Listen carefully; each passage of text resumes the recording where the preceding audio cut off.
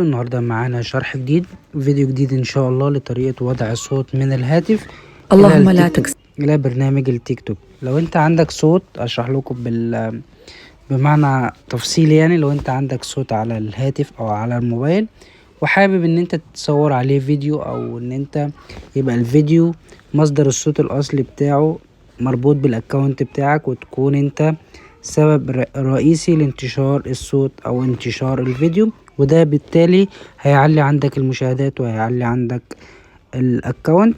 عشان ما اطولش عليكم بس ونروح للشرح. شرح ان شاء الله سهل وبسيط. اول حاجة تتأكد ان حسابك يكون شخصي وليس تجاري. حسابك يكون شخصي وليس تجاري. تتأكد ان حسابك شخصي، تمام. تتأكد اهو التبديل الى حساب تجاري، لا انا مش عايز لو انت حسابك تجاري تبدله لشخصي، تمام. بعد كده هنروح على علامة الزائد عشان نصور الفيديو. هتلاقي موجود فوق اضافة صوت، هتضغط على اضافة صوت زي ما انتم شايفين. هتلاقي الاصوات الترند والاصوات المفضلة والاصوات الخاصة بيه، هنضغط عليها زي ما انتم شايفين. هيقولك استرداد صوت من الفيديو. ممكن انت تخرج صوت من الفيديو. انت منزل فيديو عندك، هتضغط عليه هيسحب الصوت من الفيديو. لا انت عايز تاخد صوت عندك من الهاتف تنزله على انت محمله عندك على الموبايل، او انت محمله عندك على الايفون، وحابب ان انت تنشر الفيديو ده او تنشر الصوت ده، او تحمل انت عليه فيديو.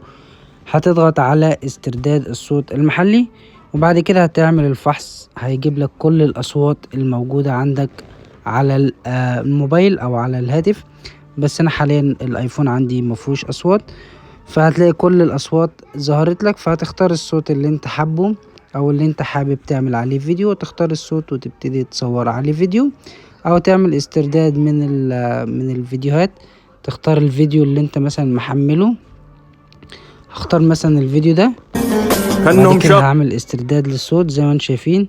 تم الاسترداد، وتبتدي تستخدم الصوت عادي. يعني انا شايف ان دي اسهل، ان انت تحمل الفيديو اللي انت حابب تعمل عليه صوت، وتعمل حاجة اسمها استرداد الصوت من الفيديو. كأنهم شافوا العز متأخر. احنا اولاد العز. الصوت اهو بقى باسمي، الصوت بقى باسمي، كأنهم شافوا العز متأخر واقدر اتحكم فيه، تمام. دي طريقة. وفي طريقة ان انت تحمل الصوت من اي برنامج او من اي موقع، وتضغط على استرداد الصوت. هتلاقيه موجود عندك على الموبايل الاندرويد او الايفون، هتلاقيه موجود هنا يعني، وتضغط عليه هيسحب لك الصوت بكل سهولة. اتمنى اكون فدتكم. يا ريت تعملوا لايك للفيديو واشتراك في القناة وتفعلوا الجرس عشان انزل لكم كل جديد باذن الله. والسلام عليكم ورحمة الله وبركاته. كان معكم احمد من مصر، والسلام عليكم ورحمة الله وبركاته.